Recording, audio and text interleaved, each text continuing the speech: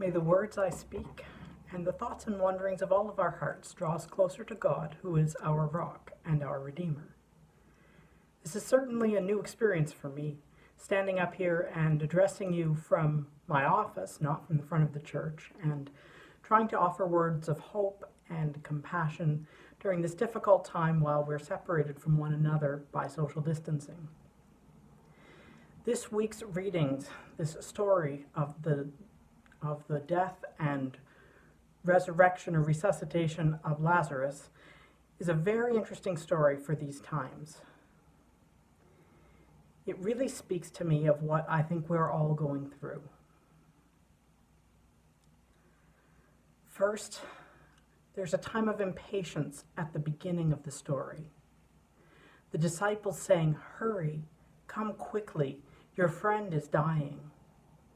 In the same way we're hearing messages. Something is coming, something is happening, but it's not here yet. Something bad is going to happen. And for us right now, we have a sense that although we're doing the best that we can't entirely protect ourselves and our loved ones from what may be coming in the weeks and months ahead. It can seem frustrating that Jesus doesn't just step in and make it all better.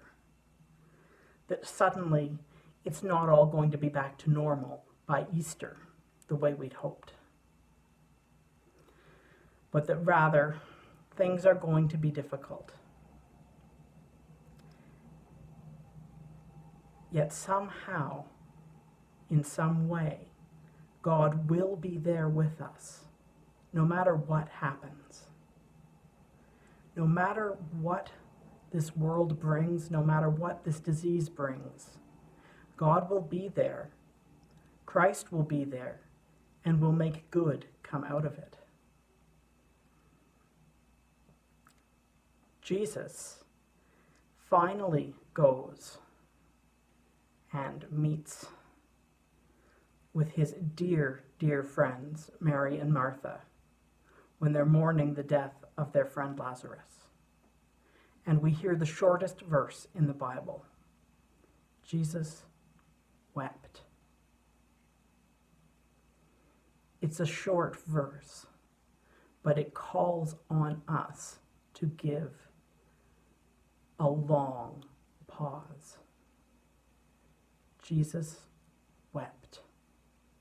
Something horrible happened, and Jesus wept.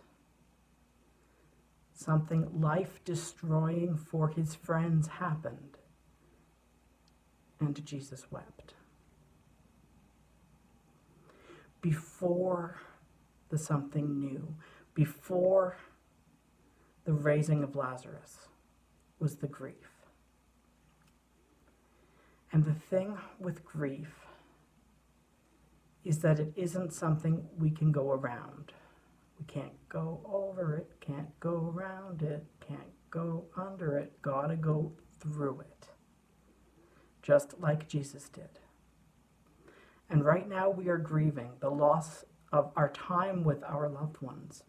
We are grieving our separation from the people that we see all the time. Some of us are grieving deaths. All of us are stuck in an anticipatory grief, a grief that's getting ready for a grief that is to come.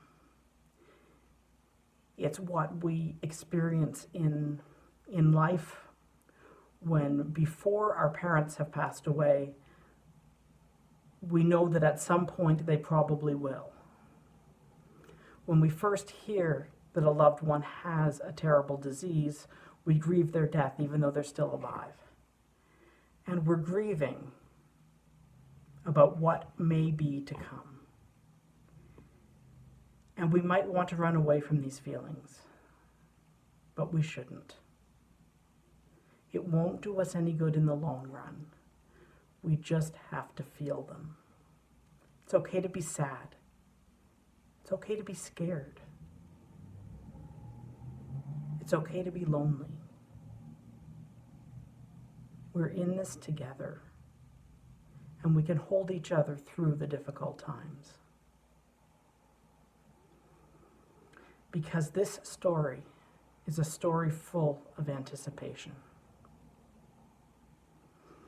Because in this story, Jesus goes down to the tomb after it's too late, after he's been there for 3 days, and as the scripture tells us, it's going to smell bad.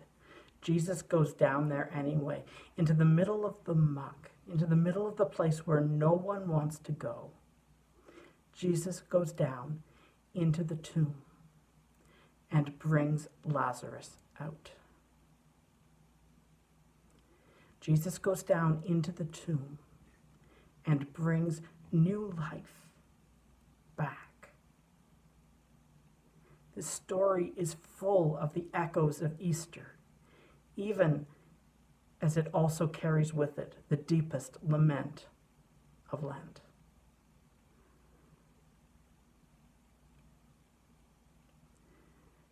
Jesus, who walks with us through life, who stays with his friends through everything, also goes with us down even into that dark place, even into that grave, and calls to us, to each of us, come out.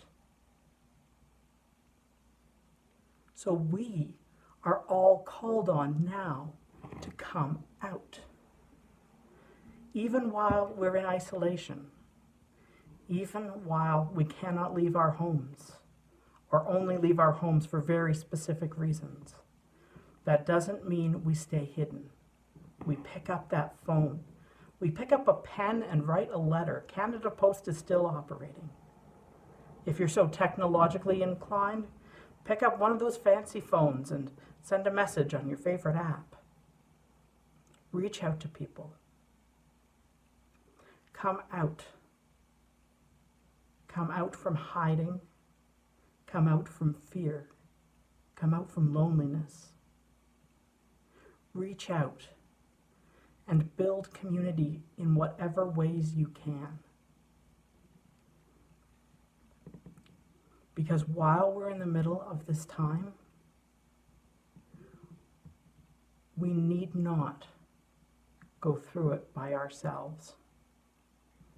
Each of us has the ability to make this isolation better for a few people that we are in contact with in our lives. And we are called to, in whatever way we can, be like Jesus for those people. Take advantage of this time.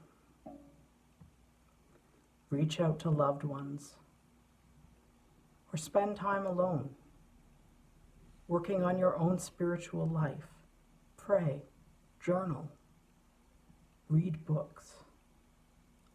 But whatever you're doing, even though we are apart in body, know that we are one in the Spirit and God is with us. Thanks be to God. Amen.